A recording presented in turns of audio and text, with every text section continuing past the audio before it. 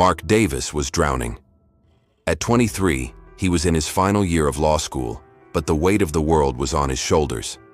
His late father had left behind a mountain of debt, and his mother's medical bills were a constant, crushing wave. Every day was a battle just to keep his head above water, and he was losing. One rainy afternoon, a call came from a number he didn't recognize. The voice on the other end was like polished steel, cool, calm, and impossibly powerful. "Mr. Davis," she said. "My name is Eleanor Brooks. We need to meet. It's about your future." Intrigued and desperate, Mark found himself at an upscale bistro, sitting opposite the most formidable woman he had ever seen. Eleanor Brooks was 71, with silver hair and eyes that saw straight through him. She didn't waste time with pleasantries. "I know about your father's debts," she began, her voice steady. "I know about your mother's illness. I know you are out of options. I am here to offer you one." Mark leaned forward. "What kind of option?" Eleanor took a slow sip of her tea, her gaze never leaving his. "Marry me." The words hung in the air, absurd and heavy. Mark let out a nervous laugh. "You can't be serious. Why? You don't even know me." "That's the point," she said smoothly. "This isn't about love, Mark. It's a contract, a business arrangement. I will erase every cent of your debt. Your mother's medical care will be covered for life. Your future will be secure. In return, you will be my husband in name only." Mark stared at her, his mind racing. It was insane. It was a trap. But as he thought of his mother's tired face, he knew he had no choice. Torn between his pride and his family's survival, he heard himself whisper a single word. "Okay." 7 days later, Mark stood in a cold, quiet courthouse.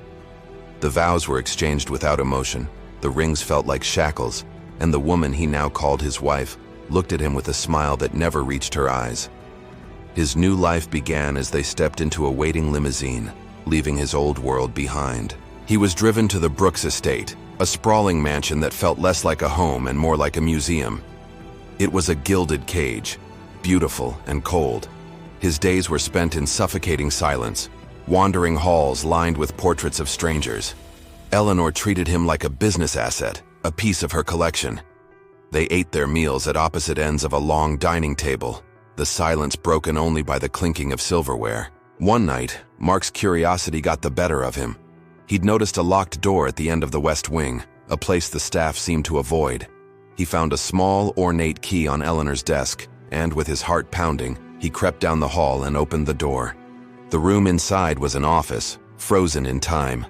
On the desk lay a stack of old business papers and a leather-bound diary. Mark's blood ran cold as he read. The documents detailed a fraudulent business deal between Eleanor's late husband, Harold, and Mark's own father. A deal that had ruined the Brooks family and led to Harold's death from a stress-induced heart attack. Then he opened the diary. Eleanor's handwriting was sharp, filled with a cold fury. The final entry read, "He took everything from me, my husband, my future, my name. Now I will take everything from his son. The boy will be my pawn, a living symbol of my revenge. He will pay for the sins of his father." A floorboard creaked behind him. Mark spun around. Eleanor stood in the doorway, her face a mask of icy calm. "Enjoying yourself, Mark?" she asked, her voice dangerously soft. "This was never about companionship," Mark said, his voice shaking with anger and betrayal. "This was all a lie. This is about revenge. This is..." Eleanor's facade finally cracked, her eyes blazing with a pain that had festered for decades. "Revenge?" she spat. "Your father left my husband to die in disgrace. He destroyed my family. You speak of lies, but you are the son of the man who wrote the book on them. This is not revenge, Mark. This is justice." She stepped closer, her voice dropping to a venomous whisper. "You will stay here. You will play your part. And you will feel a fraction of the helplessness my family felt. This marriage isn't a trap, Mark. It's a debt being paid." Mark realized the truth. He hadn't just sold his freedom. He had walked into a war he never knew existed. But as he looked into Eleanor's eyes, he saw not just a monster, but a broken woman consumed by grief.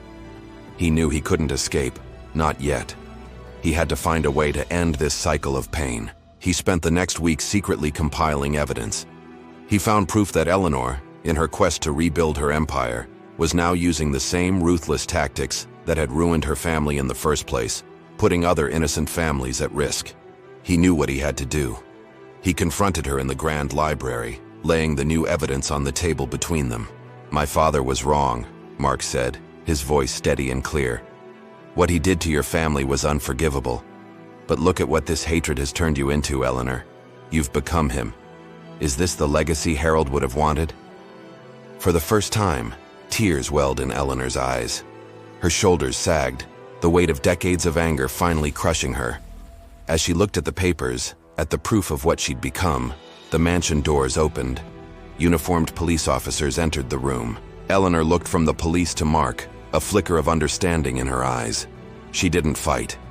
As they led her away, she turned back one last time. "Be careful, Mark," she whispered.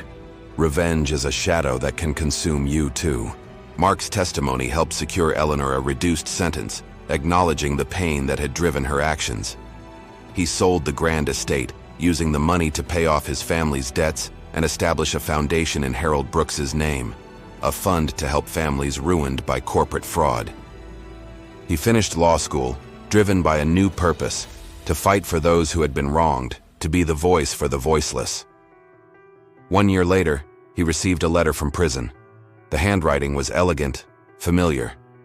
"Mark," it read, "I spent my life trying to reclaim a past that was gone. You showed me that the only thing that matters is the future we choose to build. You broke the cycle. You are a better man than your father, and you are a better person than I was. Thank you. Find the happiness I never could. Eleanor." Mark folded the letter, a sense of peace washing over him. He had walked through the fire of another family's tragedy and emerged not burned, but forged into someone new.